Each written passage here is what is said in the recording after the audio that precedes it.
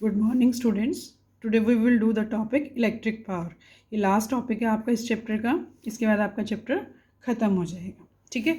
Suppose a current I is flowing through a register R. ठीक है। हमने एक सेटअप बनाया है जिसमें करंट आई फ्लो कर रहा है, एक रजिस्टर लगा है जिसमें से आर जो है रेजिस्टेंस है उसमें, और उसमें पोटेंशियल डिफरेंस वी है। टाइम टी के लिए उसमें एक चार्ज फ्लो कर रहा है क्याऊ। ठीक है। तो इस दौरान जो वर्क डन होगा moving a charge Q through a potential difference V is V Q. ठीक है। जो वर्क डन करेंगे, जो उस चार्ज को मूव करवाने में इस पोटेंशियल डिफरेंस के, तो हम इसको W is equal to work done भी लिख सकते हैं। ठीक है। So the source must supply energy equal to V Q in time T. अगर हमें ये काम पूरा करवाना है तो सोर्स को जो है इतनी एनर्जी सप्लाई करनी पड़ेगी, टाइम टी में इतनी एनर्जी सप्लाई करनी पड़ेगी। तो power input to the circuit by source is P. ठीक है। उस दिन हमने टॉपिक किया था ना heating effect of the current, उसी से रिलेटेड है ये भी। तो पावर इनपुट कितना होगा सर्किट में सोर्स के थ्रू, तो पावर को हम पी के थ्रू डिनोट करेंगे। V is the potential difference, Q is the charge and for time T. ठीक है। अब क्योंकि क्याऊ अपॉन टी जो है करंट के इक्वल होता है, जिसमें rate of flowing of charge होता है करंट क्याऊ अपॉन टी, तो क्याऊ अपॉन टी को हमने आई से रिप्लेस कर दिया, तो वी इंटू आई। ठीक है। तो पावर जो है V into I. And power in time T, अगर हम उसको कुछ टाइम के लिए, टाइम टी के लिए कर रहे हैं, तो हम power into time is equal to V into I into T. ठीक है। तो हमारे पास जो पावर निकल आएगी टाइम में वो इस तरह से हम कैलकुलेट कर लेंगे।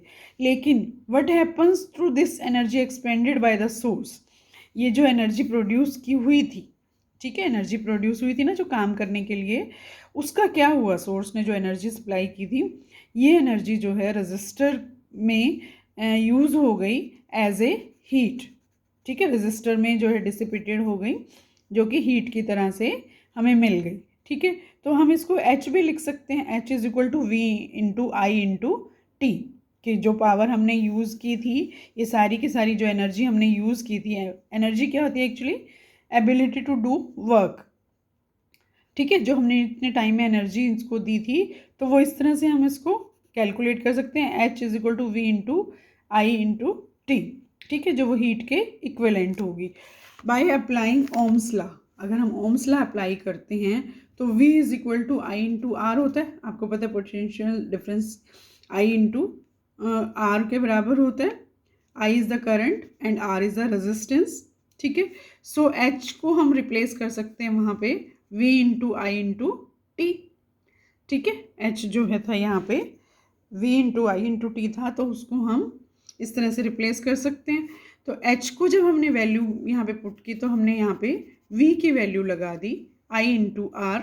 ठीक है। तो ये इस तरह से आई आर आई टी हमारा यहाँ आया था, तो I square into R into T. जहाँ पे जो हीट दी गई थी हमें, जो हीट थी वो हीटिंग इफेक्ट जो आया था, that is I square current का square into resistance into time. ठीक है। That is the Joule's law of heating, वो जो हमने लास्ट लेक्चर में किया था। This is also termed as electric power. जो ये heating effect of the current था, इसको हम पावर के नाम से भी जानते हैं। और जो power P is given by P is equal to V into I. V is the potential difference and I is the current. ठीक है। V को हम इस तरह से भी कैलकुलेट करते हैं, I into R, current into resistance. अगर हम V की वैल्यू यहाँ लिखते हैं तो I into R, I R I. ठीक है। इसको जब हमने ठीक करके लिखा तो power is equal to I square into R. ठीक है। तो पावर को हम कैसे कैलकुलेट कर सकते हैं? करंट का स्क्वेयर इंटू रेजिस्टेंस। ठीक है। इस तरह से हम इसको कैलकुलेट कर सकते हैं। और इसका जो यूनिट है, जो इन दोनों के मल्टीप्लाई करने के बाद आएगा, दैट इज़ द वॉट। ठीक है।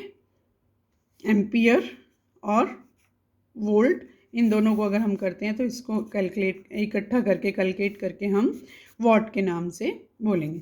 अब क्वेश्चन अराइज होता है, what is what? Define what. What क्या है? What is power consumed by a device carrying 1 ampere of current when operated at a potential difference of 1 volt. जब किसी device में 1 एम्पियर का करंट फ्लो कर रहा हो और उसमें पोटेंशियल डिफरेंस 1 वोल्ट का हो, तब हम कहेंगे कि उसकी पावर 1 वॉट है। That is 1 watt is equal to 1 volt into 1 ampere. ठीक है, समझ में आ गया कि watt is the SI unit of power. और पावर को हम किस तरह से कैलकुलेट कर सकते हैं? पावर को हम करंट इंटू रेजिस्टेंस से कर सकते हैं। तो करंट और रेजिस्टेंस के जो यूनिट है that is volt and ampere, और इनको इस तरह से हम लिख सकते हैं। But watt is a very small unit. ठीक है, वॉट जो है बहुत स्मॉल यूनिट है। Kilowatt is the larger unit and 1 kilowatt is equal to 1000 watt. ठीक है, इलेक्ट्रिकल पावर क्या होती है? Electrical power is the product of power and time. जब हम इलेक्ट्रिकल पावर की बात करें तो वो प्रोडक्ट है पावर इनटू टाइम, जो अभी हमने पावर का निकाला था लास्ट में। P is equal to I into I square R. तो जो इलेक्ट्रिकल पावर है that is the product of power in time. Power और टाइम को जब हम मल्टीप्लाई करते हैं तो उससे हमारी इलेक्ट्रिकल पावर निकल आती है। So unit of electrical energy is watt hour. Electric energy का जो यूनिट है दैट इज़ वॉट आर है डब्ल्यू एच। वॉट को हम डब्ल्यू से रिप्रेजेंट करते हैं और वॉर को आर को हम एच से करते हैं। अब 1 वॉट आर क्या है? It is the energy consumed when 1 watt of power is used for 1 hour. जब 1 वॉट पावर को हम 1 घंटे के लिए यूज़ करते हैं then it is termed as 1 watt hour. ठीक है, तो commercial unit is kilowatt hour. जो हम घरों में जनरली इलेक्ट्रिसिटी यूज़ करते हैं और जो हमारा बिल वगैरह आता है that comes in kilowatt are.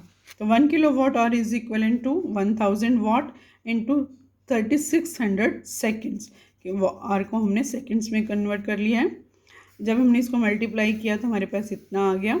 इसको जब हमने सिंप्लीफाई करके लिखा सिंपल, उसमें 3.6 इंटू 10⁻6 वॉट सेकेंड, और वॉट सेकेंड को हम रिप्लेस कर सकते हैं जूल से। ठीक है, 3.6 इंटू 10⁻6 जूल। ठीक है, एक एग्जाम्पल आपको मैं समझाने लगी हूँ, एक जो न्यूमेरिकल है। An electric bulb is connected to a 220। ये आपको समझ आ गया होगा ऊपर का, अगर नहीं आया तो आप मुझे बता देना। An electric bulb is connected to 220 volt generator. ठीक है, the current 0.50 ampere is flowing.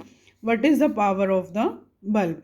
हम सपोज करो एक जनरेटर है जिसके 220 वोल्ट जो है के साथ बैटरी के साथ कनेक्टेड है। करंट उसमें इतना फ्लो कर रहा है, हमें पावर निकालनी है। Power is equal to V into I. V जो है पोटेंशियल डिफरेंस होता है। जो 220 वोल्ट लगा है that is the potential difference generator है जिसमें इतना पोटेंशियल डिफरेंस है।